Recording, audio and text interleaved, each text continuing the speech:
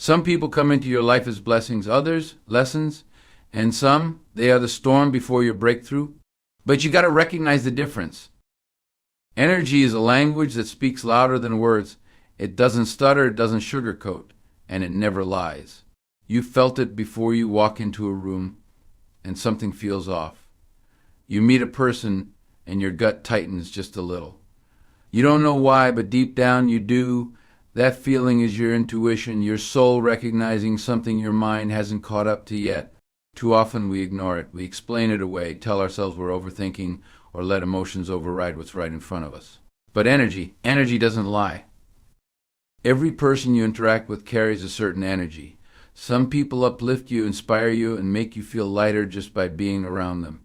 Others drain you, leave you exhausted, and fill your mind with doubt. And the worst part, the ones who drain you don't always come in obvious forms. Sometimes they smile in your face while pulling the rug from under you. Sometimes they call you friend while secretly competing with you. Sometimes they say they love you, but their energy feels more like control, jealousy, or manipulation. Words can lie, intentions can be hidden, but energy always reveals the truth. Think about the last time you walked away from a conversation feeling depleted. You might not even be able to pinpoint exactly what was said, but something inside of you felt uneasy, like you had just given away a piece of yourself without anything in return. That is energy speaking to you. It's a sign that something or someone is not in alignment with you. Pay attention to that. On the flip side, have you ever been around someone who makes you feel safe, who makes you feel seen without having to explain yourself? That's energy too. That's a connection that doesn't require force. It flows. It lifts you. It feels right. And the difference between the two is simple. One feels like peace, and the other feels like weight. When you learn to recognize the weight, you learn to release it. The problem is we don't always want to acknowledge what our energy is telling us. We want to believe people will change. We want to believe that history, love, or loyalty is enough to override the bad feeling in our gut. But it's not. Energy doesn't care about how long you've known someone, how much you love them, or how badly you want things to work. If someone's energy constantly leaves you feeling small, insecure, or unseen, that's all the answer you need. The hardest truth to accept is that not everyone is meant to stay in your life. Some people come with lessons, and once those lessons are learned, their presence is no longer necessary. But if you keep ignoring the signs, if you keep holding on to people whose energy drains you, you will find yourself stuck in a cycle that keeps repeating itself. And every time you ignore what you feel, you betray yourself a little more. So start listening, start trusting. If someone's presence makes you feel anxious, if their words and actions don't match, if your gut tells you something isn't right, believe it. The moment you stop explaining away what you feel and start acting on it, everything changes. You reclaim your peace. You set boundaries without guilt. You stop making excuses for people who show you who they are. And most importantly, you make room for what's meant for you. Because when you let go of what drains you, you create space for what fills you. And that's when life starts to feel lighter. Respect is the foundation of every healthy relationship, whether it's personal, professional, or even the way you treat yourself. It is not something that can be compromised, debated, or earned back once it has been repeatedly broken. It is either present or it isn't. Too often, people tolerate disrespect under the disguise of love, friendship, or loyalty, convincing themselves that it's just how things are. But the truth is simple: respect is non-negotiable. When someone respects you, it shows in everything they do. It's in the way they speak to you, the way they listen, the way they honor your boundaries without question. It's in the small things, acknowledging your feelings, valuing your time, standing by their word. Respect doesn't just exist when things are easy, it's most visible when things get difficult. It's easy to be kind when everything is going well, but real respect is shown in disagreements, in misunderstandings, in the moments where frustration or anger could easily turn into cruelty. That's when you see someone's true character. Disrespect, on the other hand, isn't always loud. It isn't always in the form of yelling insults or outright betrayal. Sometimes it's subtle. It's ignoring your words. It's dismissing your concerns. It's making you feel like your boundaries are unreasonable, like your needs are too much. It's the casual jabs disguised as jokes, the little digs that make you second-guess yourself. It's being late every time you make plans because your time isn't seen as valuable. It's making decisions that affect you without considering how you feel about them. It's the small ways they show you over and over again that you don't matter as much as you think you do. People will treat you based on what you allow. If you accept disrespect once, it becomes a habit. If you excuse it, it becomes the standard. And every time you let it slide, you teach people that it's okay to disregard you. The hardest part is understanding that respect is not something you have to fight for. If someone truly values you, you will never have to convince them to treat you with dignity. The moment you feel like you have to beg for basic decency, that's the moment you should walk away. Respect isn't just about how others treat you, it's also about how you treat yourself. When you tolerate constant disrespect, you send a message to yourself that you are not worthy of better. You teach yourself that mistreatment is normal, that your boundaries don't matter. And over time, you start lowering your own expectations. You start making excuses for people who wouldn't do the same for you. But the moment you decide that respect is non-negotiable, everything shifts. You stop allowing people to play with your time, your emotions, your kindness. You stop explaining why you deserve to be treated well. You stop giving chances to people who have already shown you who they are. There is power in demanding respect without explanation. There is strength in walking away from anyone who refuses to give it to you. Not everyone will like it. Some people will call you difficult, sensitive, or even selfish, but that's only because they benefited from your lack of boundaries. They were comfortable when you allowed them to do whatever they wanted without consequences. And the moment you stop accepting less, the ones who never truly valued you will show themselves. Let them go. The people who are meant to be in your life will never make you feel like respect is something you have to earn. They will give it because it's a reflection of who they are, not just how they feel about you. And once you set that standard, you will never have to question whether or not you're being valued again. Toxic cycles have a way of repeating themselves, trapping people in a pattern that feels impossible to break. It starts subtly, almost unnoticeable at first. A small argument, a broken promise, an apology that sounds convincing enough to believe. Then it happens again, and again. Before you know it, you're caught in a loop where the same problems resurface, the same pain is felt, and the same excuses are given. You tell yourself it will change, that this time is different, but deep down you already know the truth. The cycle will continue for as long as you allow it. The hardest part about toxic cycles is recognizing them while you're in the middle of one. They don't always look the way you expect. Sometimes they aren't loud or aggressive. Sometimes they're wrapped in love, disguised as care, hidden beneath the idea that things will get better. The highs are so good that they make you forget the lows. The apologies feel so sincere that you ignore the fact that the same thing keeps happening. It's a pattern that feeds on hope, on nostalgia, on the belief that if you just try harder, if you just hold on a little longer, it will all be worth it. But the truth is, nothing changes until you decide to step out of the cycle. People show you who they are through repetition. One mistake can be forgiven. Two can be understood. But when the same behavior happens over and over, it's no longer a mistake, it's a choice. And when you keep accepting the same apologies, the same excuses, the same empty promises, you are choosing the cycle too. That's the part no one wants to admit.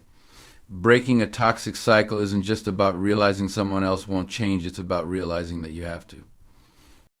There's a reason toxic cycles are so hard to escape. They are built on emotional ties, history, and comfort. Even pain can feel familiar when you've lived with it long enough, and that familiarity can trick you into believing that leaving is scarier than staying. But the truth is, nothing is more dangerous than a cycle that keeps breaking you down and convincing you to stay in pieces. It takes real strength to walk away from something that feels familiar but is ultimately unhealthy. It takes courage to say, I've seen this before and I refuse to see it again. But the moment you do, you take control back, because the people who truly care about you won't put you through the same pain repeatedly. They won't ask you to keep forgiving what they refuse to fix. They won't make you question your worth or keep you waiting for a change that never comes. Toxic cycles don't break when someone else finally decides to treat you right. They break when you finally decide you deserve better. When you stop making excuses for behavior that hurts you. When you stop allowing people back into your life just because they say the right things. When you realize that love without consistency is manipulation and apologies without changed behavior are meaningless. The moment you step out of the cycle, everything becomes clear. You see how much time you wasted waiting for things to be different. You realize how much energy you spent trying to fix something that was never your responsibility to fix. And most importantly, you understand that walking away was never about giving up, it was about choosing yourself. Because nothing truly changes until you decide that the cycle ends with you. Growth is one of the most natural and necessary parts of life. Every experience, every challenge, and every lesson is meant to push you forward, shaping you into a stronger, wiser version of yourself. But sometimes the people around you don't want to see you grow. Sometimes the environment you're in keeps you small, keeps you doubting yourself, keeps you stuck in the same place, year after year. The truth is, not everyone wants to see you win, and if you're not careful, you'll find yourself sacrificing your potential just to make other people comfortable.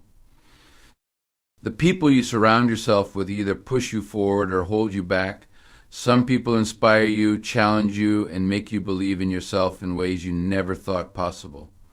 Others plant seeds of doubt, make you question your abilities, and convince you that your dreams are too big. They remind you of your failures but never celebrate your progress. They downplay your achievements, laugh at your ambitions, and tell you to be realistic when you start reaching for more. And over time, without even realizing it, you start believing them. You shrink. You hesitate. You settle.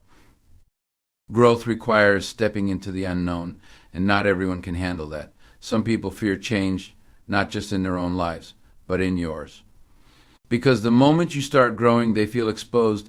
They see you doing the things they were too afraid to do.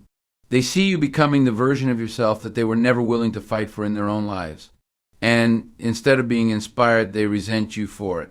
Not because you're doing anything wrong, but because your growth forces them to confront their own stagnation.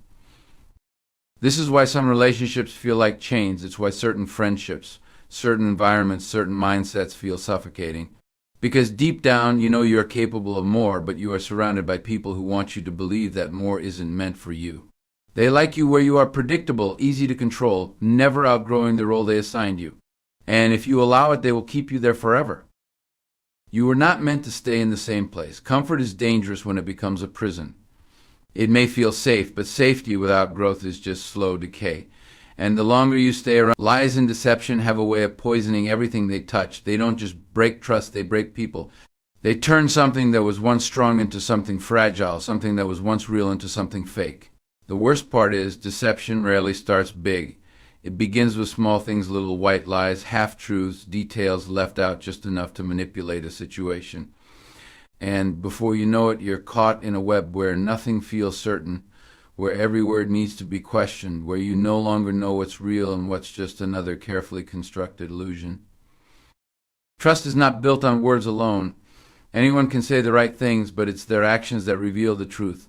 A person who lies constantly may swear they care about you, that they would never hurt you, that they only kept the truth from you to protect you. But love and lies cannot exist in the same space. Real love does not require deception. Real love does not manipulate. The moment someone chooses to lie to you, they are making a choice for you, one that removes your ability to decide for yourself. Because every lie, no matter how small, is a form of control. It is someone deciding what you deserve to know, what version of reality they want you to believe. And that alone is a betrayal. People who deceive you are often skilled at covering their tracks. They know how to twist stories, how to make you doubt yourself, how to shift blame so that their lies become your problem instead of theirs. They will call you paranoid, say you're overreacting, act offended that you would even question them. But if someone truly had nothing to hide, there would be no need for defensiveness, no need for manipulation. Truth does not require strategy, lies do. Deception is not always about words. Sometimes it's in the way someone presents themselves, pretending to be someone they're not, pretending to care when their actions show otherwise, pretending to support you while secretly hoping for your downfall. A deceiver will wear whatever mask is necessary to gain your trust, to keep you close, to make sure you never suspect a thing. And by the time you start to realize the truth, they will already have a new excuse, a new story, a new way to convince you that you are the one seeing things wrong. One of the hardest things to accept is that some people do not lie by accident. They lie because they can. They lie because it benefits them. They lie because it keeps them in control. And the more you forgive, the more you excuse, the more they will push the limits of what they can get away with. Every time you accept a lie, they learn that honesty is not a requirement, that truth is optional, that they can deceive you without consequence. And once someone believes they can lie to you without losing you, they will never stop. The weight of deception is something you carry even after the truth is revealed. It lingers in your mind, making you question not just the liar, but yourself. How did I see it sooner? How much of what they said was real? Was anything ever real? That is the damage lies create. They don't just destroy trust in one person, they make you hesitant to trust anyone. They leave behind scars that make you second guess everything, that make you cautious, that make you afraid to believe in sincerity again. But the truth is simple. Someone who truly values you will never put you in a position to question their honesty. They will never make you feel foolish for believing in them. They will never force you to piece together fragments of truth just to make sense of things. Lies and deception are choices, and when someone chooses them repeatedly, are also choosing to lose you. Because trust, once broken, is never the same. And once you see someone's true colors, it's only a matter of time before you have to decide whether to keep pretending or finally walk away. Harm comes in many forms, but the damage it leaves behind is always real. Some wounds are visible: bruises, scars, broken bones. Others are hidden, silent battles fought inside the mind, invisible wounds that take much longer to heal. Emotional and physical harm are often intertwined, feeding off each other, creating a cycle that can be just as destructive whether the pain is seen or not. The problem is, society often treats them differently, as if one matters more than the other. But pain is pain, and just because something isn't visible doesn't mean it isn't just as damaging. Physical harm is easy to recognize. It leaves marks, proof that something happened. It's harder to deny, harder to justify, harder to overlook. When someone puts their hands on you in anger, there is no question about the harm being done.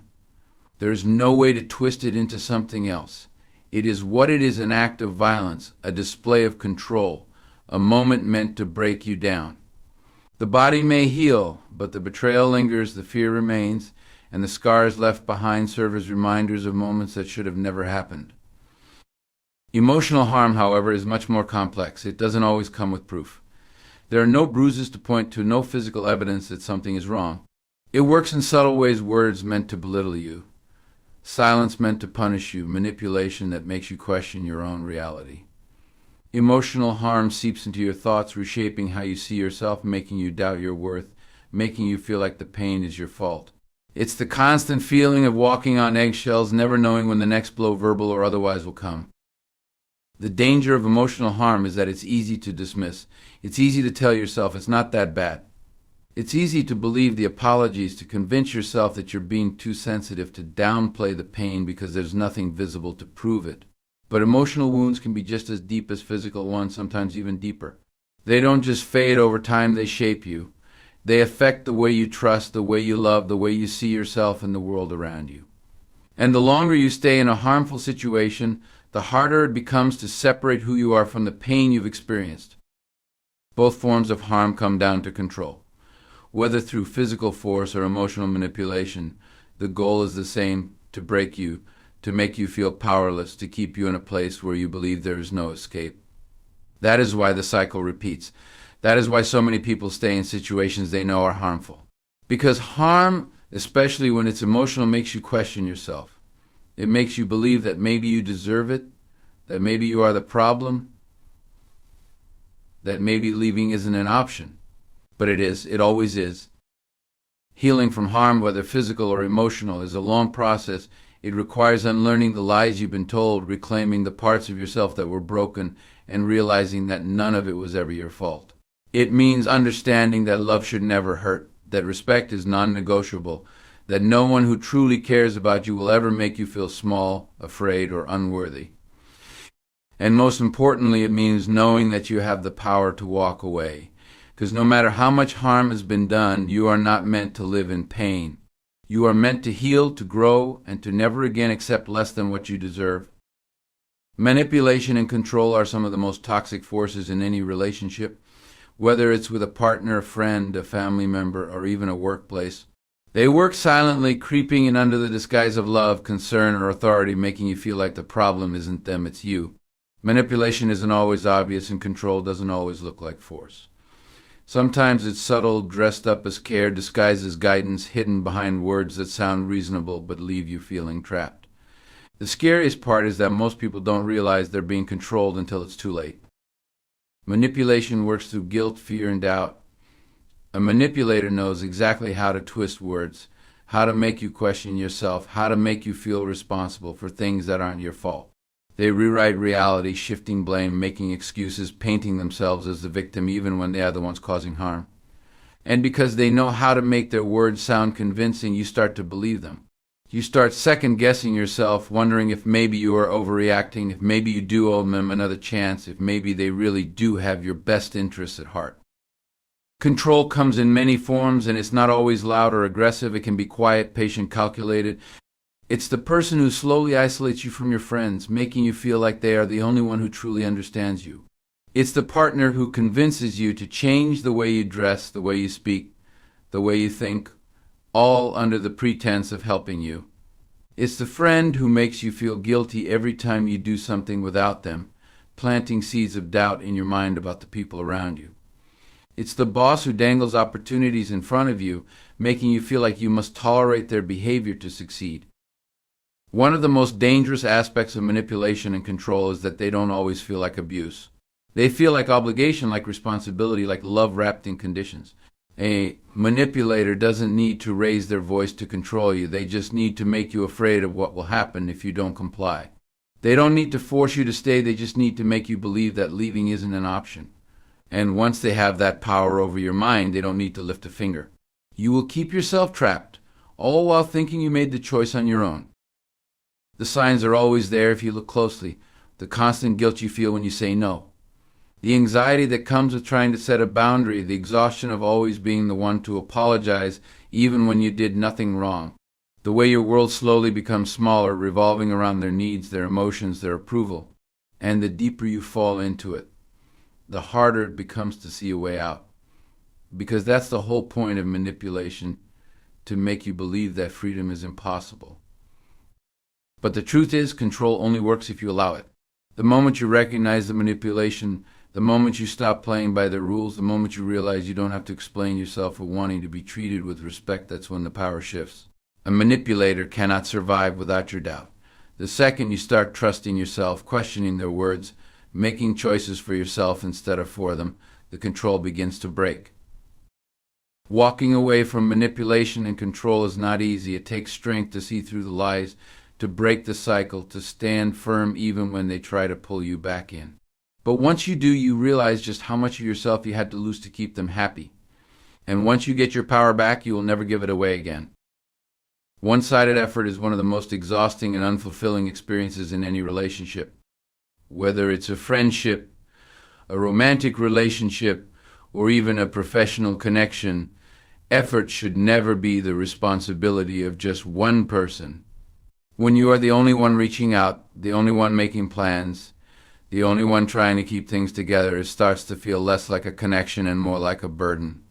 And the truth is, no matter how much love, time, or energy you pour into something, if it's not being reciprocated, it will eventually drain you. Effort should be mutual. It doesn't mean that both people will contribute equally at all times life happens. People go through struggles, and sometimes one person will have to carry more of the weight. But when the imbalance becomes a pattern, when you start to notice that your calls go unanswered, your messages get ignored, and your kindness is taken for granted, that is when you need to ask yourself, am I being valued or am I just being used? One of the hardest pills to swallow is realizing that people make time for what they care about. If someone truly values you, they will show it through their actions. They will meet you halfway, they will prioritize you, and they will make an effort, even in the smallest ways. A simple message, a call, an acknowledgement of your effort, these things do not take much, but they mean everything. When someone refuses to put in even the smallest amount of effort, it is not because they are too busy. It is easy to make excuses for people when you care about them. You tell yourself they are just going through something, that they will eventually come around, that if you just try a little harder, they will finally see how much you mean to them. But the truth is, effort is a choice. No one is ever too busy to send a quick message, to check in, to show appreciation. When someone wants to be in your life, they will be there. And if you are the only one holding the connection together, then the connection isn't real. It's one-sided. There is a difference between being patient and being taken advantage of. Love, friendship, and respect should never be things you have to beg for. The moment you find yourself constantly waiting, constantly initiating, constantly giving without receiving, you have to ask yourself, is this worth it? Because the more you pour into someone who refuses to pour into you, the more you drain yourself. And the more you drain yourself, the less energy you have for the people who would actually appreciate you. Walking away from one-sided effort is not easy, especially when you have invested so much into a relationship. It hurts to accept that someone you care about does not feel the same level of responsibility to keep the connection alive. But choosing yourself is not selfish. It is not wrong to stop chasing people who refuse to meet you halfway. It is not weak to let go of relationships that no longer serve you. In fact, it is one of the strongest things you can do. The right people will never make you feel like you are too much, too needy, or too demanding just for wanting mutual effort. The right people will not leave you questioning whether you matter to them. When someone truly values you, you won't have to fight for a place in their life, you will already have one. And the moment you realize that, you will stop settling for anything less. There's a big difference between an apology and an excuse. An apology takes responsibility, acknowledges the hurt caused, and makes an effort to change. An excuse, on the other hand, is a way to avoid accountability. It shifts the blame, justifies the behavior, and makes you feel like you're wrong for even expecting better. Some people never truly apologize, not because they don't know how, but because they don't want to. They would rather explain, deflect, or twist the situation than admit they were wrong. And the longer you allow it, the more they will continue to do it. Excuses come in many forms. Some sound like logic: I was just stressed, I didn't mean it like that, you're taking it the wrong way. Others play the victim: I can't help how I am, I've been through a lot, I was just having a bad day. And some try to turn the blame back on you: you're being too sensitive, why are you making such a big deal out of this? You always find something to be upset about, but no matter how an excuse is dressed up, it all serves the same purpose: to avoid accountability and make sure they don't have to change. People who rely on excuses instead of apologies know exactly what they're doing. They know how to say just enough to calm you down, but never enough to actually fix anything. They know that if they keep talking, if they give you a reason, if they make it seem like their actions weren't really their fault, you'll let it slide. And when you let it slide once, it becomes a pattern. You start to notice that no matter how many times they mess up, they never truly take responsibility. The words "I'm sorry" may come out of their mouth, but they are always followed by a "but." The problem with excuses is that they don't change anything. They don't undo the hurt. They don't rebuild trust. And they don't create growth. An excuse says, "I want you to move past this without holding me accountable." An apology says, "I understand what I did, and I will do better."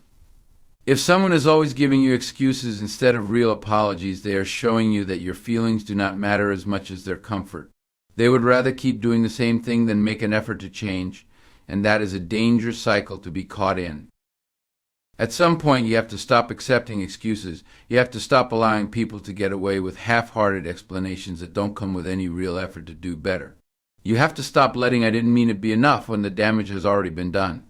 Because intent does not erase impact. Just because someone didn't mean to hurt you doesn't mean they didn't. And just because they have an excuse doesn't mean they are justified.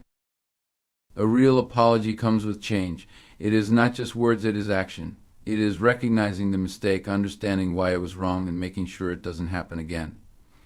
It is not defensive, it does not shift blame, and it does not demand that you instantly forgive and forget.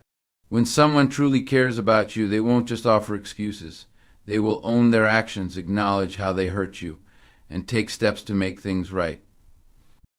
But if someone refuses to do that, if they always have a reason, if they always find a way to turn it around on you, then they are not sorry, they are just trying to keep you from holding them accountable. And no matter how much you care about them, you cannot force someone to change. You can only decide how many excuses you are willing to accept before you finally walk away. When you find yourself constantly on edge, feeling like your mind is always racing, and your peace seems to have vanished, it's a sign that something in your life isn't right. Peace is the foundation of your well-being. It's what allows you to function clearly, to think, to breathe, and to navigate the world with clarity and purpose. But when your peace is gone, you feel like you're just surviving, constantly reacting, and unable to settle into the rhythm of your own life. When someone or something disrupts your peace, it's like a ripple that disturbs every part of you. It starts small, maybe with a comment or a situation that doesn't sit well with you. But over time, the disruptions become louder and the weight becomes heavier. It's like living in a constant state of unease, where even when things appear calm on the surface, you can feel the tension underneath just waiting to erupt. Your thoughts become clouded and you begin questioning everything, your decisions, your relationships, your worth. The most dangerous part about losing your peace is how insidious it can be. You might not even notice at first. You might tell yourself that things are fine, that you're just going through a rough patch, or that it's a temporary phase. But over time, you begin to notice that you're not who you once were. You're more irritable, more stressed, more anxious. You find yourself losing patience with the smallest things. You become disconnected, and your mind and heart are no longer aligned. You're exhausted, but you can't sleep. You're constantly overthinking, but you can't think clearly. And in the middle of it all, you realize that somewhere along the way you gave away your peace and it hasn't been returned. When your peace is taken from you, it's often by someone who doesn't value it as much as you do. It could be a relationship that drains you, a friendship that has become one-sided, a family member who constantly tests your boundaries, or a job that demands more than you can give. These forces can take many forms, but the outcome is always the same: your peace is compromised. The more you try to fix the situation or accommodate the demands, the further you drift from yourself. You start sacrificing your own well-being to keep others happy or to fulfill unrealistic expectations. In doing so, you're left empty and your peace is nowhere to be found. Another way your peace can be lost is by staying in environments that are toxic, whether it's physical or emotional. People who constantly argue, manipulate, or create drama in your life will pull you further away from your center. The emotional turmoil they create becomes your reality, and you find yourself reacting to their chaos rather than living your life on your own terms. Every conversation feels like a battle. Every interaction feels like a test. The anxiety starts to build, and you realize that you've become a prisoner to someone else's dysfunction. There's also the internal loss of peace, the mental and emotional chaos you create for yourself. Self-doubt, fear, negative thoughts can erode your inner calm in ways that are hard to control. You start doubting your decisions, second-guessing your worth, and feeling like nothing you do is ever enough. This internal battle is just as damaging as external chaos, and it can make you feel trapped in your own mind, unable to escape the thoughts that steal your peace. But the real tragedy is that once your peace is gone, you don't realize how much you've given up until it's too late. The quiet moments you once enjoyed seem foreign. You forget what it feels like to just sit in silence, to be present with yourself, to simply exist without the weight of the world pressing down on you. You lose touch with who you are, what makes you happy, and what brings you joy. Everything becomes harder: relationships, work, even the simple act of enjoying your own life. Getting your peace back isn't easy. It takes time, effort, and the willingness to make difficult choices. It means setting boundaries with the people and situations that have drained you. It means recognizing that your worth isn't tied to someone else's approval or the noise around you. It means taking back control over your mind and emotions and making space for calm. Sometimes it means letting go of things and people that no longer serve you, no matter how painful it may be. Because peace is not a luxury, it is essential for your mental, emotional, and physical well-being. And once you realize that you deserve it, you will do whatever it takes to reclaim it. Regaining your peace is not a simple or quick process, but it is a necessary one. It requires a deep understanding that your well-being must always come first, that your peace is something worth fighting for. It means letting go of toxic influences, setting firm boundaries, and prioritizing your mental and emotional health. When you take control of your peace, you take control of your life. You reclaim your clarity, your joy, and your sense of self. It's not about perfection or avoiding struggles. It's about choosing to protect your inner calm and never settling for anything less. Remember, you are worthy of peace, and it is in your power to bring it back into your life.